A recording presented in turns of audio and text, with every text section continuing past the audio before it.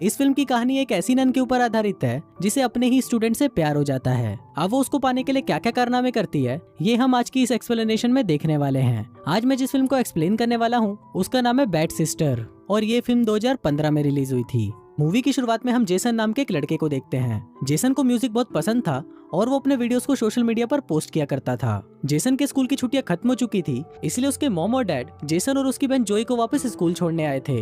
वहीं दूसरी तरफ हम एक नई टीचर को देखते हैं जिसका नाम सोफी होता है। सोफी पहले दूसरे स्कूल में पढ़ाती थी पर अब उसका ट्रांसफर यहाँ कर दिया गया था। इसके बाद सिस्टर रेबेका जो उस स्कूल की प्रिंसिपल थी वो सोफिया को पूरा स्कूल दिखाने लगती है। इसी दौरान सोफिया की मुलाकात जेसन से होती है और उसे देखते ही सोफिया उसे पसंद करने लगती है। फिर अपने रूम में आने के बाद सोफिया जेसन के वीडियोस देखती है और वो अपने लैपटॉप पर ही जेसन को किस करने लगती है। यहाँ पर हम व्यूवर्स को पता चलता है कि सोफिया जेसन को पहले से ही जानती है। फिर अगले दिन क्लास में सोफिया जेसन को सारा नाम की एक लड़की से बात करते हुए देखती है और उसे देखकर सोफिया को बहुत जेलस फील होता है, इसलिए वो सारा की सीट चेंज कर देती है और उसे जेसन से दूर रहने के लिए बोलती है।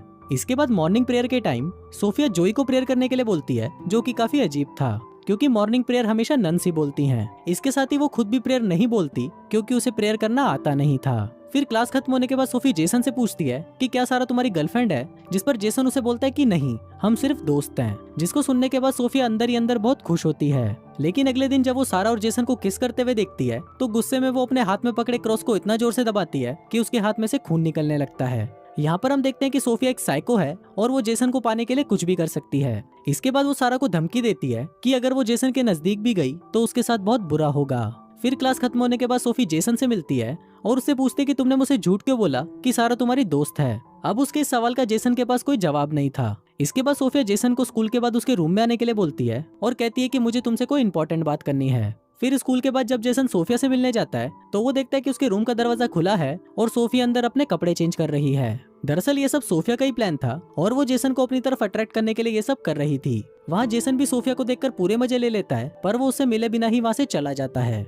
यहाँ सोफिया का प्लान सक्सेसफुल हो गया था और अब जेसन के मन में सिर्फ सोफिया के ही ख्याल आ रहे थे, जिस वजह से वो रात को सो भी नहीं पा रहा था। फिर अगले दिन जब जेसन वीकेंड पर अपने घर जा रहा था तो वहाँ पर सोफिया जेसन और सारा को आपस में बात करते हुए देखती है, जिसको देखकर उसे जलन होने लगती है। इसके बाद सोफिया सिस्टर रेबेका से ये बोलकर छुट्टी मांगती है कि उसकी आंट बीमार है और उसे उनसे मिलने जाना है। फिर रात को सोफिया चुपके से जेसन के घर पर जाती है और वो उसे छुपकर देखने लगती है। तभी वहाँ पर जेसन को सारा का कॉल आता है और वो उसे बातें करने लगता है। अब ये देखकर सोफिया को बहुत बुरा लगता है और वो सोचती है कि अगर उसे जेसन को हासिल करना है तो उसे सारा को रास्ते से हटाना होगा। इसके लिए वो रात को चुपके से सारा के रूम में जाती है और उसकी बुक में गांजा रख देती है। फिर अगली सुबह क्लास में जब सारा अपनी बुक ओपन करती है तो सोफिया उसे गांजे के साथ पकड़ लेती है और स्कूल में ड्रग्स लाने के जुर्म में वो सिस्टर रेबेका को बोलकर सारा को सस्पेंड करवा देती है।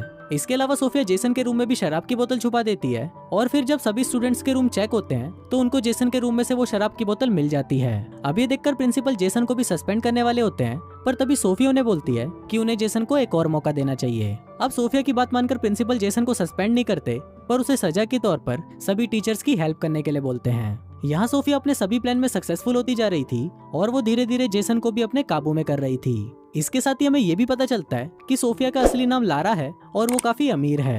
एक दिन लारा जब इंटरनेट पर जेसन की वीडियो देखती है तो वो उसके प्यार में बर्बाद हो जाती है और वो किसी भी हालत में जेसन को पाना चाहती थी, इसलिए वो जेसन की असली टीचर सिस्टर रेबेका को मार देती है और उसकी जगह वो खुद नन बनकर जेसन के स्कूल में आ जाती है। फिर वीकेंड पर सारे स्टूडेंट्स अपने घर चले जाते हैं पर जेसन को सोफिया स्कूल में ही रोक लेती है। फिर जब जेसन वहाँ पर काम कर रहा था तभी सोफिया वहाँ पर आती है और उसे अट्रैक्ट करने की कोशिश करती है। फिर उस रात जब जेसन अपने रूम में सो रहा था तभी सोफिया वहाँ पर आती है और जेसन के साथ पेलन कार्यक्रम करना शुरू कर देती है। अब जेसन को ये गलत लग रहा था इसलिए वो पहले तो सोफिया को मना कर देता है पर बाद में उसके अंदर भी ठरक जागने लगती है और फिर वो दोनों दबा दबा कर पेलन कार्यक्रम करना शुरू कर देते हैं और वहाँ पर सोफिया भी चुपके से उनके इस कार्यक्रम को अपने फोन में रिकॉर्ड कर लेती है। अब अगले दिन जेसन को बहुत गिल्टी फील हो रहा था कि उसने कल रात अपनी टीचर के साथ ही वो सब कुछ कर लिया और वहीं दूसरी तरफ सोफिया जोई को अपने रास्ते से हटाना चाहती थी क्योंकि जोई जेसन और उस पर हमेशा नजर रखती थी। इसके लिए सोफिया जानबूझकर जोई को टेस्ट में कम मार्क्स देती है, जिसको देखकर जोई को बहुत बुरा लगता है। पर तभी सोफिया उसे कहती है कि वो उसे एग्जाम देने का एक और मौका देगी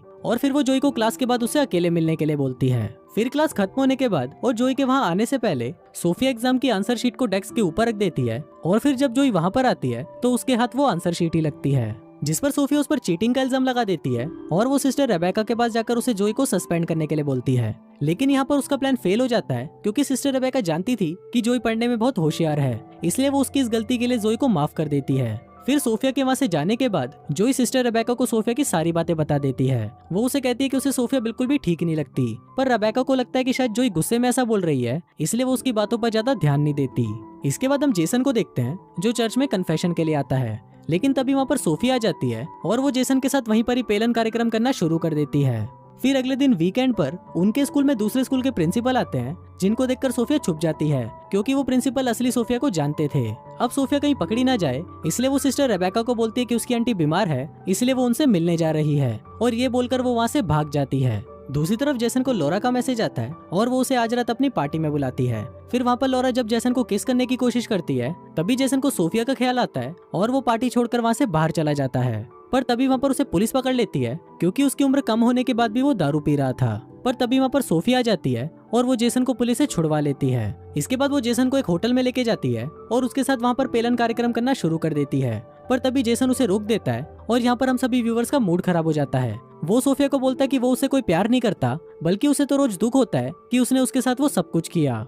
अब ये बोलकर जेसन वहाँ से चला जाता है और ये सुनकर सोफिया भी गुस्से से पागल हो जाती है। फिर वीकेंड खत्म होने के बाद जब क्लास वापस स्टार्ट होती है, तब वहाँ पर सारा वापस लौट आती है, जिसको देखकर सोफिया को बहुत बुरा लगता है। फिर क्लास खत्म होने के बाद जब सारा जेसन से बात कर रही थी, तो उनको देखकर सोफिया को फिर से जलन होने लगती है। इसके बाद सोफिया सारा के रूम में आती है जहाँ पर वो नहा रही थी। फिर वो उस पर हमला करके उसे मार डालती है और वहाँ पर ऐसी सिचुएशन बना देती है जिससे लोगों को ऐसा लगे कि सारा बाथरूम में फिसल गई और उसका सर दीवार पर लगने से उसकी मौत हो गई। लेकिन वहाँ पर जेसन को पूरा यकीन था कि सोफिया ने ही उसे मारा है। जिसके बाद सोफिया जेसन को धमकी देती है कि अगर उसने उसके साथ रिलेशनशिप नहीं रखा तो वो उनका वो वीडियो वायरल कर देगी। अभी सुनकर जेसन बहुत ज्यादा डर जाता है और जब वो वीकेंड पर अपने घर पर आता है तो उसे सिर्फ इसी बात की ही टेंशन होने लगती है।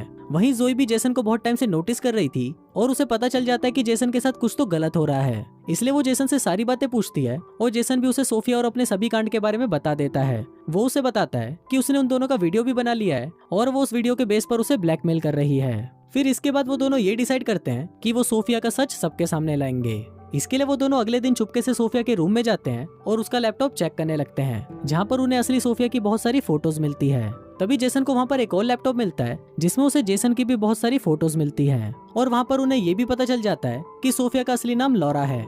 दूसरी तरफ सोफिया सिस्टर रेबेका को बताती है कि उसकी जो आंट बीमार थी उसकी मौत हो गई, जिसके बाद रेबेका उसे कुछ दिनों की छुट्टी दे देती है। लेकिन बाद में जब रेबेका हॉस्पिटल में फोन करके उसकी आंट के बारे में पता लगाने की कोशिश करती है तो वहाँ पर उसे पता चलता है कि सोफिया अब तक उसे झूठ बोल रही थी और उसकी कोई भी आंट वहाँ पर नहीं है। फिर अगले दिन स्कूल के बाद जब सिस्टर रेबेका सोफिया से उसकी सच्चाई पूछती है तो सोफिया उसे भी मार डालती है। दूसरी तरफ जोई और जेसन सोफिया की सच्चाई बताने के लिए रेबेका के पास जाते हैं, पर रेबेका उन्हें कहीं नहीं मिल रही थी, इसलिए वो उन्हें ढूंढते हुए चर्च में पहुंच जाते हैं। तभी वहाँ पर सोफिया भी आ जाती है। फिर वहाँ पर जोई सोफिया को बोलती है कि हमें तुम्हारी सच्चाई के बारे में पता चल चुका है और अब हम पुलिस को सब कुछ बताने जा रहे हैं। फिर वो दोनों जैसे ही वहाँ से जाने लगते हैं तभी सोफिया जोई पर हमला कर देती है। फिर वो उसे मारने ही वाली होती है कि तभी वहाँ पर सिस्टर रेबेका आ जाती है और सोफिया उसे छोड़कर पहले रेबेका को मार देती है। इसके बाद सोफिया जैसे ही उन दोनों को मारने उनके पास आती है तभी जेसन एक